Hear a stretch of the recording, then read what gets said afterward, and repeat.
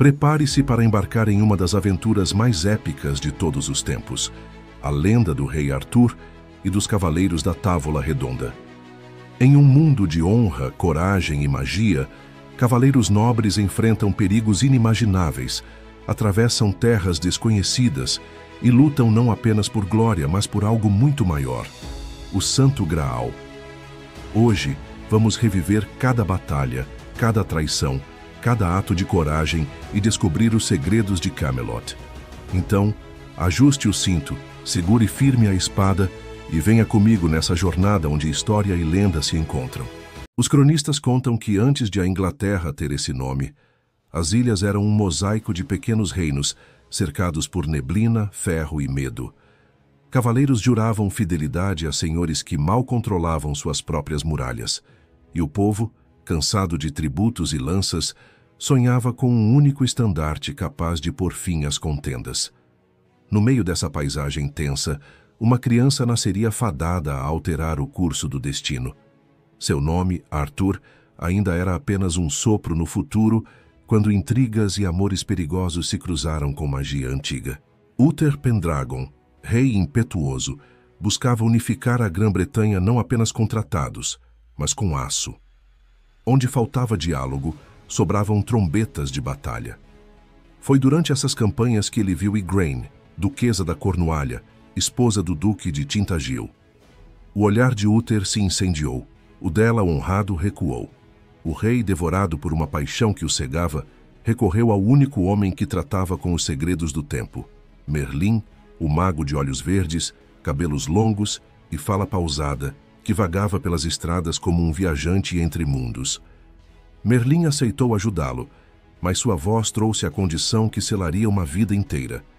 Se da união nascesse um filho, essa criança seria entregue a ele para ser criada longe das intrigas e perigos da corte. Uther, entre desejo e ambição, jurou. Naquela noite, a bruma nasceu do gesto do mago e cobriu o castelo como um véu. As feições do rei tornaram-se as do duque de Tintagil, ausente no campo de guerra. Sob a penumbra e a ilusão, Igraine recebeu quem acreditava ser seu marido. A promessa de Merlin não era só um contrato, era a certeza de que o menino precisaria nascer protegido do orgulho dos homens. Ao amanhecer, cavaleiros chegaram com a notícia que dilacerou a Cornualha. O verdadeiro duque tombara longe dali, traspassado por uma lança. As lágrimas de Igraine caíram como chuva de inverno. Entre o luto e a perplexidade, ela sentiu também o peso de uma pergunta impossível. Quem, então, estivera com ela naquela noite? A resposta tardaria, e nesse intervalo o poder mudou de mãos.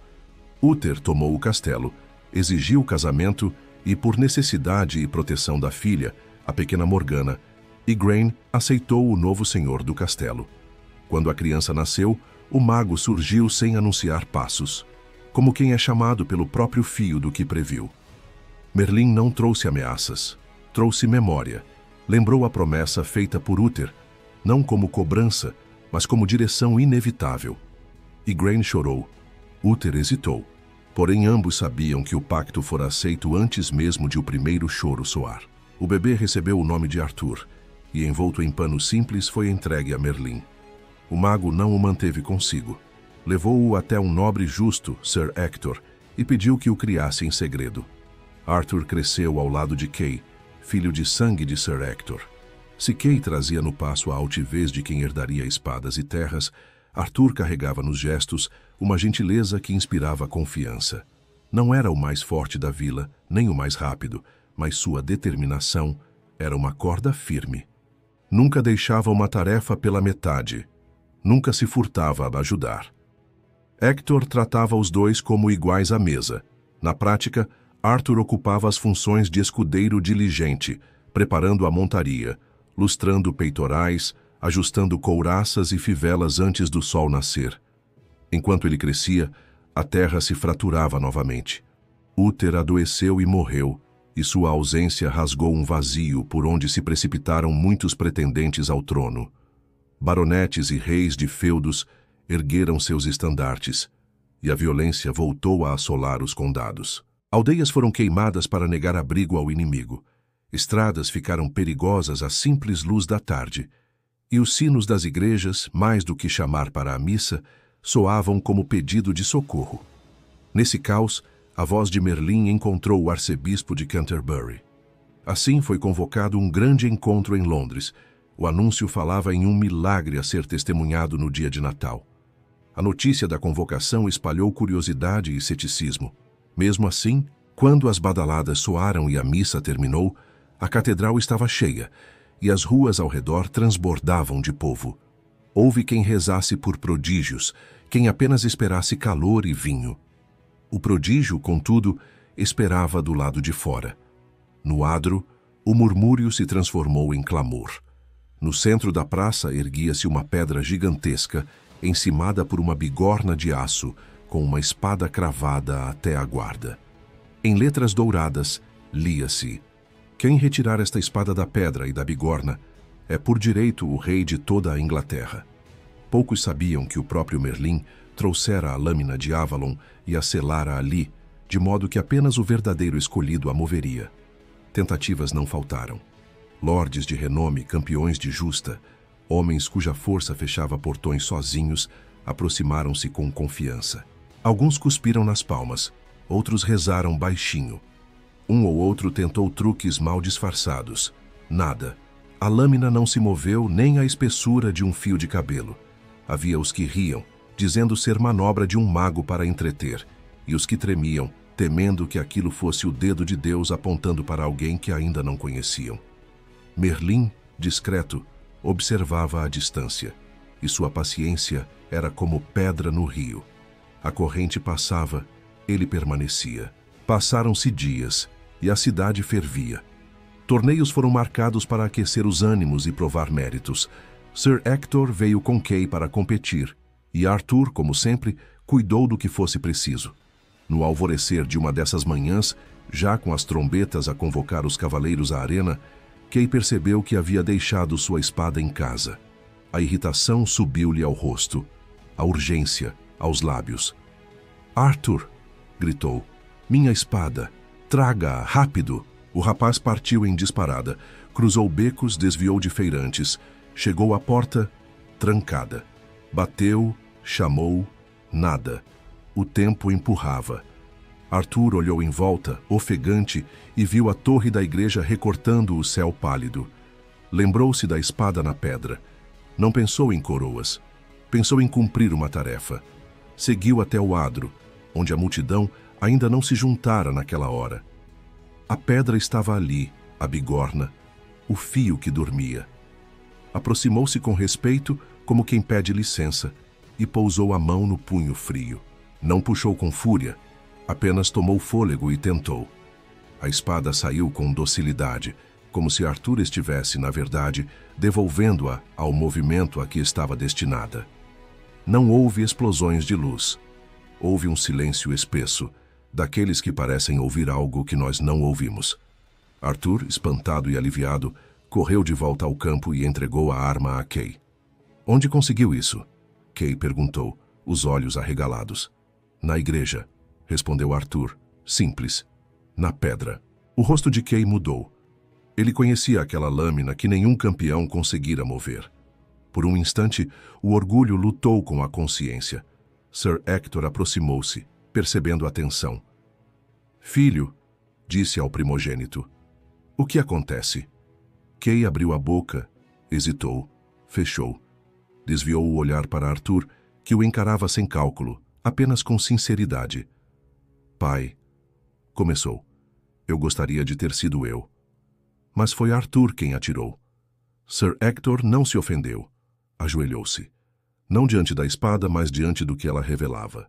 "Majestade", disse com a voz embargada, "se é verdade, veremos novamente com todos os olhos." Caminharam até a igreja. Um murmúrio espalhou-se quando viram o jovem com a espada. O arcebispo apareceu, convocado por mensagens que correm mais rápido que passos, e pediu um teste diante de todos. Arthur, confuso, apenas assentiu. Cravou a lâmina de volta na bigorna e recuou. Houve quem risse, já antecipando a humilhação do rapaz. Ao sinal do arcebispo, Arthur avançou, segurou o punho e, sem esforço, removeu a espada como quem recolhe uma flor da água. Alguns se ajoelharam de imediato. Outros gritaram que era truque, exigiram repetição. Arthur repetiu. Exigiram mais testemunhas. Arthur repetiu outra vez. A cada gesto igual, a resistência murchava como vela ao vento. Por fim, até os céticos cruzaram o olhar com a evidência.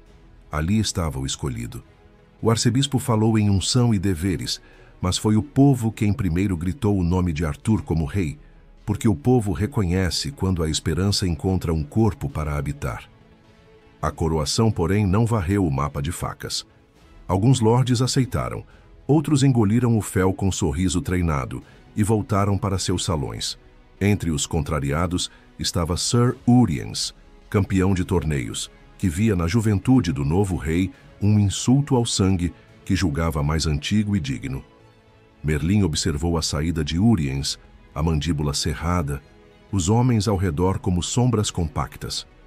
O mago conhecia o contorno dos perigos. A espada apontara um rei. Agora o reino teria de aprender o que significava servi-lo. Arthur, por sua vez, não se sentia feito de bronze. Quando a multidão se dispersou e o peso da coroa repousou de fato sobre sua cabeça, ele procurou Merlin. "Por que eu?"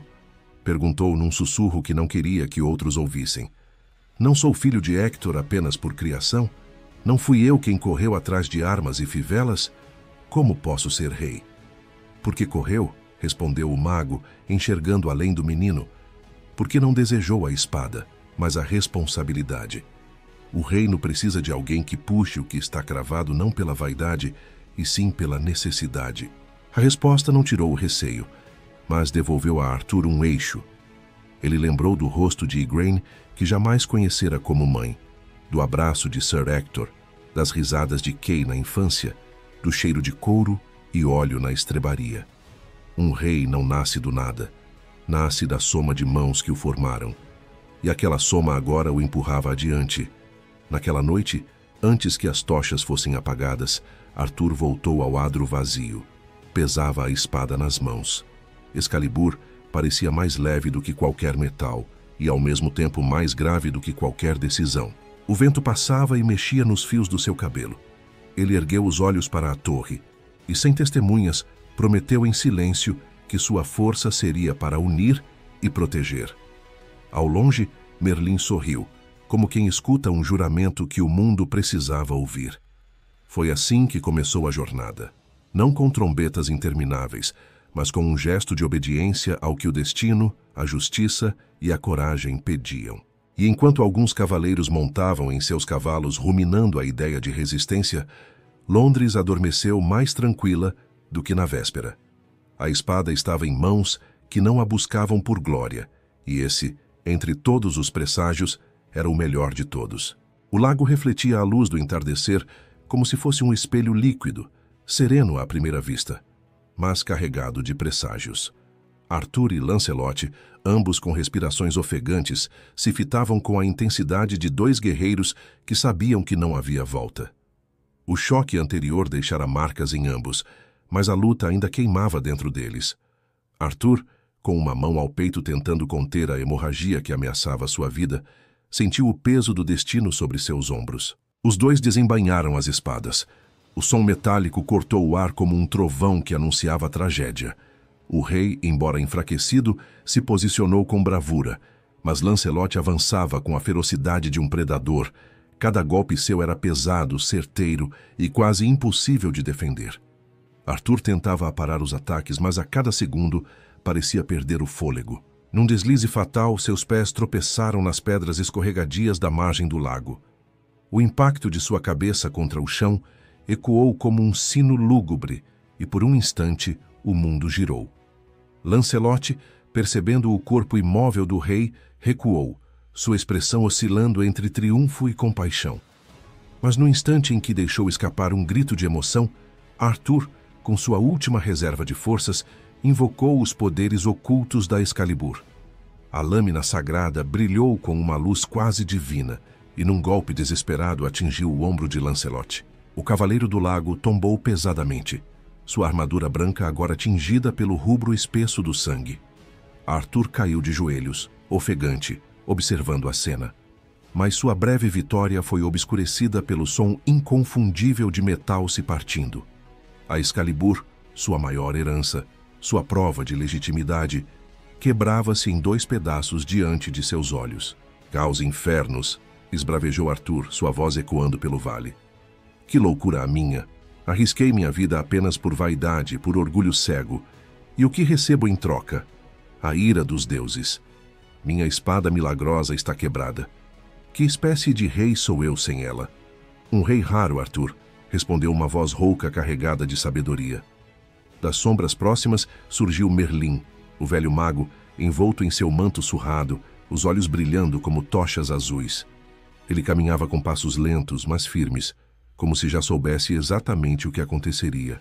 Poucos homens têm coragem de reconhecer os próprios defeitos, continuou o mago. Menos ainda os que os admitem, e raríssimos são os que se arrependem.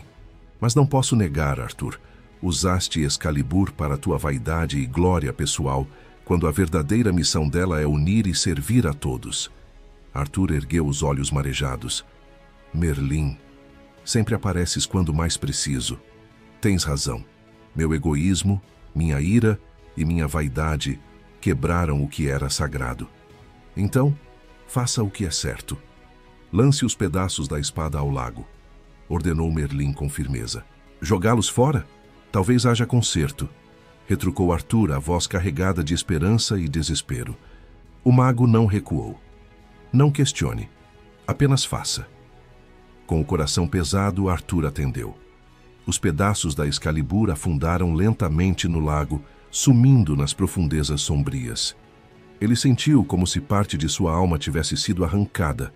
Antes que pudesse lamentar em palavras, Merlin ergueu a mão e fez sinal de silêncio. A superfície da água começou a se agitar. Pequenas ondulações se transformaram em redemoinhos suaves, até que um braço de mulher emergiu das águas, alvo como o mármore e adornado por braceletes de ouro. Nas mãos delicadas, reluzia uma espada inteira, magnífica, como se forjada pela própria luz do sol. Vá, Arthur, receba-a, disse Merlin, a voz agora solene. O rei entrou nas águas gélidas, cada passo reverberando como se caminhasse não sobre água, mas sobre destino. Quando tocou a espada, ouviu a voz da Senhora do Lago. Arthur, eu restaurei Excalibur. Ela está completa outra vez, mas agora me deves um presente. Peça o que desejar, e será teu, respondeu Arthur, tomado pela euforia de reencontrar sua lâmina. Quando chegar a hora, virei buscar o que me é devido, declarou a misteriosa dama, antes de desaparecer nas águas como névoa dissolvida ao vento. Arthur, radiante, ergueu a espada para Merlin. Está inteira, minha Excalibur. O mago sorriu discretamente, mas logo perguntou. Arthur, qual tem mais valor para ti, a espada ou a bainha? A espada, claro. É ela que corta, que dá poder, respondeu o rei sem hesitar. Merlin suspirou, com um ar cansado de quem já previra a resposta. Estás enganado, a bainha vale mais. Ela controla a espada, e enquanto a espada repousar dentro dela, teu sangue jamais será derramado. Aprende, Arthur. Não é a lâmina que dá poder, mas a sabedoria de como usá-la. Arthur curvou a cabeça, envergonhado. Sábias palavras, mestre. Prometo usá-la com sabedoria. Mas, e Lancelot? Ele lutou bravamente. Não pode morrer assim. Peço que o salves. Deixá-lo morrer seria melhor. O futuro de Camelot passa por ele, e não será sem dor, respondeu Merlin, sua voz carregada de pressentimento. Sou teu rei e ordeno que o salves, retrucou Arthur, firme, mas com compaixão.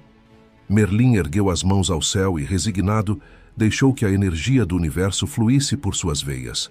Uma luz dourada envolveu Lancelot, cicatrizando suas chagas e devolvendo-lhe a vida. O cavaleiro respirou fundo, como se tivesse despertado de um longo pesadelo. Os anos passaram e Camelot floresceu. Certo dia, durante uma reunião na Távola Redonda, uma jovem de rara beleza entrou às pressas. Estava trêmula, soluçando, e trazia à cintura uma espada cravada em uma bainha. Fui vítima de um encantamento. Carrego esta espada contra a minha vontade. Somente um cavaleiro puro e honrado poderá retirá-la. disse, quase implorando. Arthur tentou sem sucesso. Um a um, vários cavaleiros tentaram, mas a lâmina não se movia. Até que Sir Balin, sempre à parte dos demais, pediu para tentar em privado. Com um gesto decidido, retirou a espada com facilidade. A jovem, surpresa, disse: És o mais valoroso cavaleiro de Camelot, mas agora devolva-me a espada. Balin sorriu desdenhoso. Nunca. Uma arma dessas pertence a um guerreiro, não a uma donzela. Então fique, mas saiba, ela trará tua ruína, a morte de teu melhor amigo e, por fim, tua própria destruição. Com lágrimas nos olhos, a donzela se afastou. Desde então, Balin passou a ser chamado o Cavaleiro das Duas Espadas. Arthur o deixou partir em busca de aventuras, mas dias depois, em um encontro fatídico, Balin voltou ao palácio. Nesse mesmo instante, a Senhora do Lago apareceu diante de Arthur, exigindo o presente prometido, a cabeça de Balin. Arthur hesitou, mas antes que respondesse, Balin atacou. A lâmina encantada cortou o pescoço da Senhora do Lago e sua cabeça rolou pelo chão, tingindo o salão com sangue azul. Balin, o que fizeste? Gritou Arthur, tomado de fúria. Mataste a Senhora do Lago. Não és cavaleiro, és bárbaro. Estás banido. Expulso de Camelot, Balin vagou em busca de redenção, mas o destino cumpriu a profecia. Matou sem saber seu próprio irmão Balan. Devastado, cravou a espada em seu próprio peito, selando seu fim. Enquanto isso, Lancelot prosperava como o primeiro cavaleiro de Camelot. Respeitado por todos, admirado por Arthur e secretamente amado por Guinevere, ele vivia um tormento. Seu coração dividido entre a honra e o amor proibido. Buscando fugir da tentação, viajava em busca de aventuras. Foi assim que libertou a princesa Elaine da maldição de Morgana e derrotou um dragão terrível, cumprindo uma profecia do rei Pelis. Sob o efeito de uma poção mágica, Lancelot foi enganado a se deitar com Elaine, gerando Galahad, o cavaleiro destinado a feitos grandiosos. De volta a Camelot, rumores sobre seu amor pela rainha começaram a se espalhar. Sir Gawain o acusou em público e Arthur, em nome da honra, decretou que haveria uma justa. O combate foi feroz. Lancelot e Gawain trocaram golpes sob a chuva, lama e sangue. No fim, Lancelot prevaleceu, mas poupou a vida do rival. Antes que pudesse partir de vez, um sinal divino abalou a corte. Um bloco de mármore surgiu boiando no rio, com uma espada cravada nele. Merlin revelou que apenas o mais puro dos cavaleiros poderia retirá-la. Galahad, jovem recém-consagrado, atravessou a ponte, retirou a espada com facilidade e foi recebido como o verdadeiro herdeiro da missão sagrada. No salão da Távola Redonda, enquanto todos ainda celebravam, uma luz ofuscante desceu do alto. No centro da mesa, surgiu o Santo Graal, o cálice usado por Cristo na última ceia. Por instantes, todos sentiram paz e plenitude, mas logo o cálice desapareceu, deixando atrás de si apenas vazio e a certeza de que uma nova jornada os aguardava. A busca pelo Graal. A visão coletiva do Graal sempre tivera um peso sombrio na mente de Arthur. Ele sabia que aquela busca seria a mais perigosa de todas, capaz de dissolver a Távola Redonda, pois muitos cavaleiros não retornariam vivos. O irônico era que tal desagregação aconteceria justamente quando a Távola havia alcançado seu auge, com 150 cavaleiros reunidos pela primeira vez em harmonia. Arthur sentia que o destino parecia brincar com ele. Poucos dias antes da partida, Merlin aproximou-se do rei. Seus olhos profundos como lagos antigos transmitiam tanto tristeza quanto sabedoria. Arthur, disse o mago, o fim da Távola Redonda é uma punição divina. A discórdia e a ambição corroeram o coração de muitos. Apenas Galahad possui a pureza necessária para encontrar o Graal, pois nasceu para este propósito. Arthur apertou a mão do velho amigo. E você, Merlin? Perguntou. Minhas tarefas agora estão além de Avalon, nas terras ocultas que me chamam, respondeu o mago envolto em brumas. E assim, Merlin partiu, deixando o rei com a certeza de que a separação da Távola era inevitável. Na manhã seguinte, a praça central de Camelot fervilhava de emoção. 150 cavaleiros marcharam em desfile, saudados por olhares tristes da população. A rainha Guinevere, especialmente, não conseguia esconder o medo pelo destino de Lancelot, seu amor secreto. Antes da partida, Merlin sugeriu que o duelo entre Lancelot e Gawain fosse adiado até o retorno da busca. A decisão foi aceita. Se o Graal fosse encontrado, a harmonia prevaleceria e duelos se tornariam desnecessários. Os cavaleiros se dispersaram, percorrendo todos os cantos da Europa, da África e do Oriente Médio. Entre florestas sombrias, desertos escaldantes e montanhas geladas, eles buscavam qualquer pista do Graal. Falavam com eremitas, feiticeiros, alquimistas e filósofos. Exploravam bibliotecas antigas e enfrentavam ciladas armadas por inimigos antigos. Muitos pereceram, vítimas do frio escandinavo ou das areias do Saara. Alguns desistiram, envergonhados, enquanto outros caíam em combates frívolos, transformando-se em mercenários. Sir Galahad, o mais puro de todos, chegou a um mosteiro abandonado. Ali encontrou cavaleiros mortos, dispostos em círculo ao redor de um escudo branco com uma cruz vermelha. Ao se aproximar, ouviu uma voz familiar. Não toque neste escudo, Galahad. Só o mais puro sobreviverá a esta prova. Era Sir Owain. Galahad, consciente de sua missão, ergueu o escudo com mãos firmes e prosseguiu. Com espada encantada e escudo em mãos, cruzou o Canal da Mancha rumo à Europa.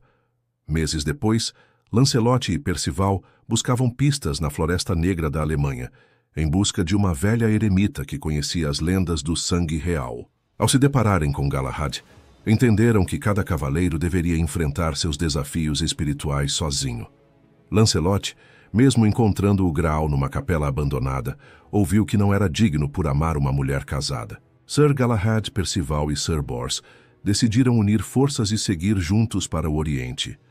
Em Jerusalém, Galahad sonhou que o Graal se encontrava na Inglaterra.